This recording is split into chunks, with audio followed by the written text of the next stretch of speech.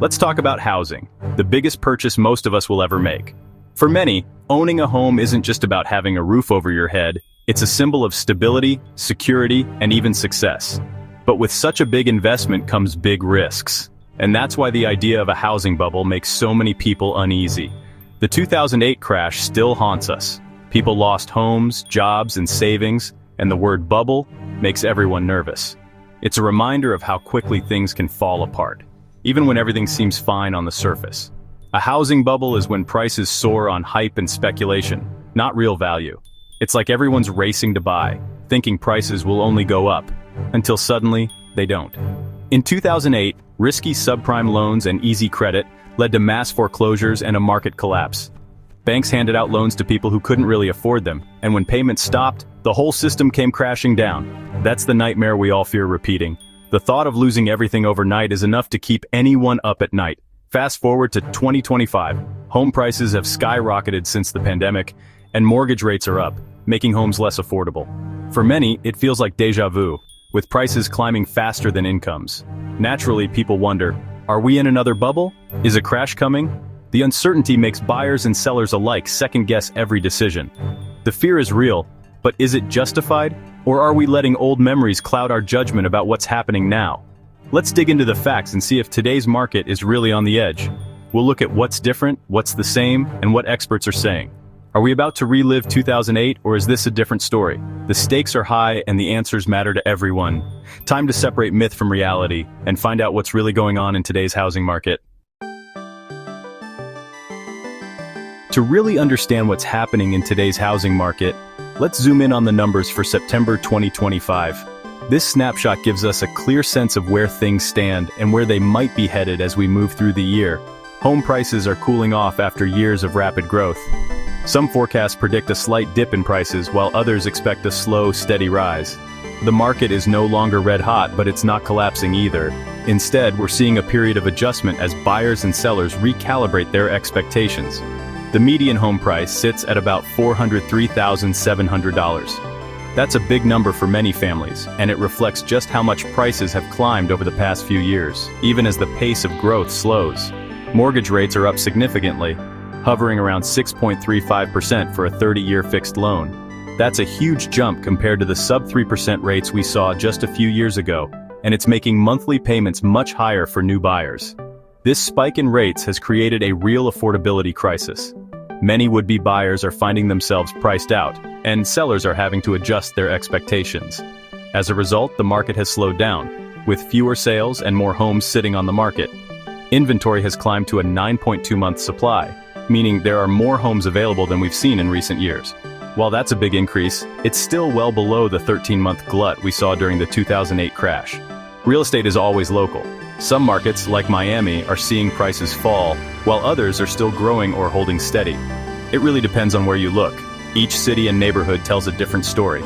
The national picture is a patchwork of trends. There's no single story and certainly no uniform crash.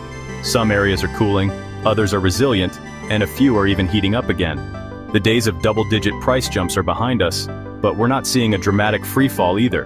Instead, prices are flattening out and the market is finding a new balance. With higher rates and more inventory, buyers now have more options to choose from. It's a very different landscape than just a couple of years ago, and it's giving some buyers a bit more negotiating power.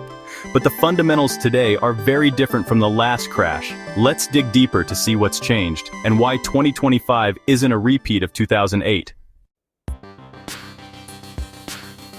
Why aren't experts predicting a crash? It's all about supply and demand. For over a decade, we haven't built enough homes. Estimates say we're short by 2.3 to 6.5 million. Unlike 2008's oversupply, today's shortage keeps prices from collapsing. Demand remains strong, led by millennials and Gen Z entering the market. Even with high prices and rates, there are still plenty of buyers. For a crash, demand would have to vanish or supply would need to surge. Neither is happening. The housing shortage acts as a safety net. Prices may dip, but a catastrophic collapse is unlikely. The market is cooling, not crashing. The fundamentals are holding firm. Fears of a 2025 crash are rooted in the painful memories of 2008, when the housing market collapsed and sent shockwaves through the entire economy. It's easy to draw comparisons, but the reality is, today's market is built on a much sturdier foundation. The differences are striking. Back then, homes were often overvalued and buyers stretched thin. Now, the market is fundamentally different, with stronger safeguards in place. Lending standards have tightened dramatically. Gone are the days of no-doc or zero-down loans. Risky mortgages that fueled the last crisis have been replaced by careful vetting and responsible lending practices. Homeowners today are sitting on record levels of equity, over $300,000 on average. This means they have a financial cushion that simply didn't exist in 2008. If trouble hits, most can sell their homes and walk away with cash in hand, not crushing debt. This is a game changer for financial stability. This safety net helps prevent the foreclosure wave that tanked prices last time. Delinquency rates are at historic lows, showing that most homeowners are keeping up with payments. Plus, the majority of mortgages are fixed rate and affordable, protecting families from sudden payment spikes. The main trigger for a crash, mass unemployment, isn't present this time. The job market remains strong, supporting homeowners' ability to pay their mortgages. With jobless rates steady at 4.3%, today's borrowers are in a much stronger position than those in 2008. The entire system is more resilient, with interconnected safeguards and a healthier financial environment. Even if the market cools or slows down, we're unlikely to see forced sales or panic selling. Buyers and sellers are moving at a measured pace. The foundation of today's market is solid, not shaky. Homeowners and lenders are better prepared to weather any storm. So while 2025 may bring its own challenges, it's clear this is not a repeat of 2008. The landscape has changed, and the market is built to withstand shocks. Still, some analysts warn we're in a bubble, pointing to affordability as the weak link. In hot markets like Miami, inventory is surging and prices are falling. These could be early warning signs, a domino effect if demand drops further. The contrarian view says the supply shortage is overstated, and high rates will push more buyers out. If sellers can't find buyers, prices could fall faster, scaring off even more demand. A housing downturn could ripple through the economy, hurting jobs and spending. If a recession hits and unemployment spikes, the market's resilience could be tested. It's not the majority view, but it's a reminder nothing is certain. Watch those local markets closely. So what does all this mean for buyers and sellers? For buyers, a cooling market means less competition and more negotiating power, but high rates make monthly payments tough. If a recession hits, getting a loan could get even harder. Lower prices might come with tighter lending and economic uncertainty. For sellers, the days of instant bidding wars are over. Homes take longer to sell, and realistic pricing is key.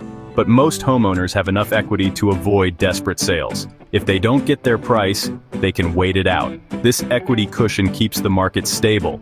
The power balance is shifting, but financial security remains. So, is a 2025 housing crash coming? The evidence says no. We're seeing a correction, not a collapse. Strict lending, high equity, and a housing shortage are powerful buffers. Demand is softer, but not gone. Millennials and Gen Z are still buying. Some overheated markets will see price drops, but not a nationwide disaster. Watch unemployment and inventory for warning signs. Most likely, the market will keep cooling and normalizing. Buyers get more options, sellers adjust expectations, but no one's panicking. The ghost of 2008 lingers, but this time the story is different. The myth of an imminent crash? Busted.